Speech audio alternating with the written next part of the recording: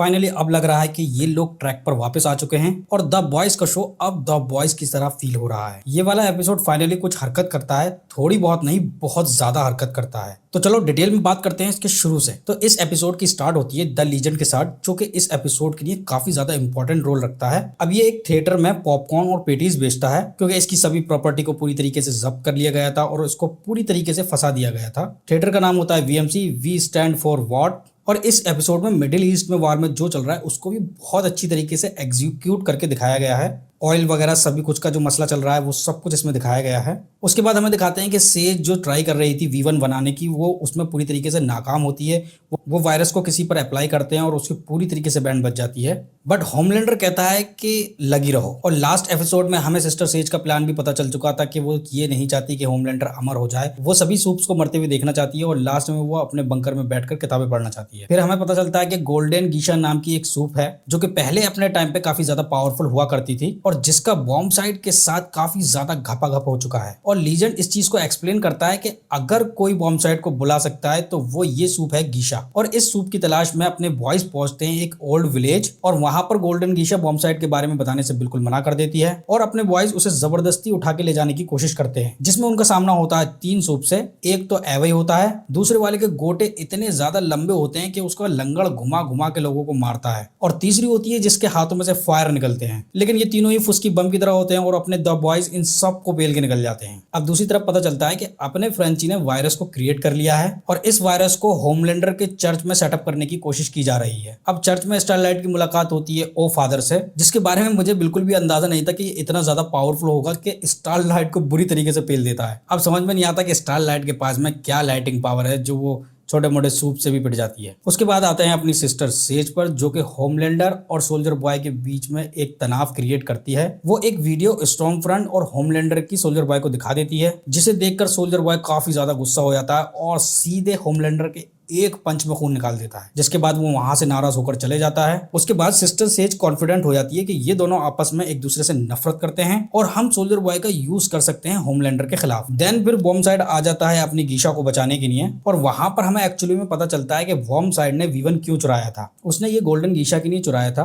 क्योंकि वो already immortal है और वो गीशा को भी इमोर्टल बनाना चाहता था, ताकि वो हमेशा के लिए घपाघप कर सकें और साथ में रह सकें। But golden Geisha bomb side के साथ रहना तो चाहती है, लेकिन वो इमोर्टल नहीं होना चाहती है क्योंकि उसे लगता है कि ये एक शराब है। फिर ऑयल वाली जो स्टोरी है, वहां पर समुद्र में बहुत बड़ा लीकेज होता है जिससे बिलियंस ऑफ फिश मर जाती हैं और अपना डीप भी मौत को छूकर टक से वापस आ जाता है। देन नॉयर उसे बताता है कि ये उसने किया है डीप से बदला लेने के लिए, और वहां पर डीप आउट ऑफ कंट्रोल हो जाता है और नॉयर के गले में चाकू घुसेड़ देता है। अब मेरी समझ में नहीं आता कि ये बंदा बुलेट से बच जाता है, लेकिन एक चाकू कैसे इसके अंदर चला जाता है। और दूसरी चीज, ये उड़ के भी तो वहां से भाग सकता था, लेकिन वहीं पे इसको अब क्या कर सकते हैं, स्टोरी की डिमांड थी तो लोग मेकर्स ने पेल दिया। लेकिन हाँ, हम ये कह सकते हैं कि द बॉयज के अंदर मेकर्स ने दो ब्लैक नॉयर को बर्बाद कर दिया। देन फिर अपने लीजेंड और होमलैंडर के बीच में कंजर्वेशन होती है।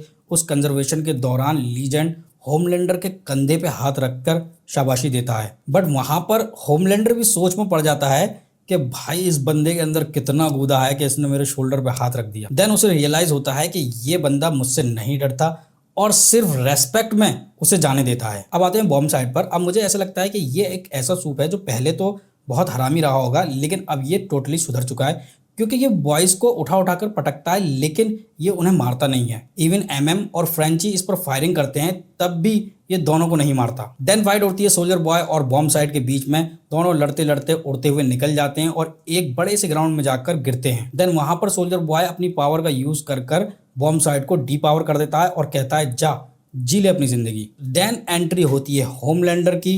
सोल्जर बॉय और होमलैंडर के बीच में बातचीत होती है और इस बातचीत के दौरान सोल्जर बॉय होमलैंडर को V1 दे देता है। ये चीज बहुत ही ज्यादा शॉकिंग थी। सिस्टर सेज के प्लान की पूरी तरीके से वाट लग चुकी थी। उसके बाद क्या, होमलैंडर V1 को इंजेक्ट कर लेता है और उसकी आंखों से साइक्लॉप्स की तरह एक लेजर बीम निकलती है और द बुचर के मुंह से सिर्फ एक वर्ड निकलता है, भागो। Now it sound very interesting, क्योंकि जो सोचा था वैसा बिल्कुल भी हुआ नहीं और अब बूचर के पास कोई तरीका नहीं है होमलैंडर को मारने का। इनसे वो मरेगा नहीं, सोल्जर बॉय उसे डीपावर करेगा नहीं क्योंकि वो उसका बाप है। इसके अलावा एक ऑप्शन ये हो सकता है कि V1 को इंजेक्ट करने के बाद होमलैंडर के अंदर कुछ ऐसे चेंजेस हो जिन्हें वो कंट्रोल ना कर पाए, उस पर इसका बहुत भयानक असर हो और वो होमलैंडर पर ही बैकफायर करे। उसके अलावा एक पॉसिबिलिटी ये भी है कि जब होमलैंडर सिस्टर सेज से V1 बनवा रहा था तो उसने V1 बना लिया हो और वो V1 बुचर को दे और फिर हो बुचर वर्सेस होमलैंडर। अब पता नहीं मेकर्स इसको आगे कैसे कंटिन्यू करेंगे, बट मैं अब बहुत ही ज्यादा एक्साइटेड हूँ इसके आगे के दोनों एपिसोड देखने के लिए। तो तुम बताओ, क्या सभी बॉयज पेले जाएंगे?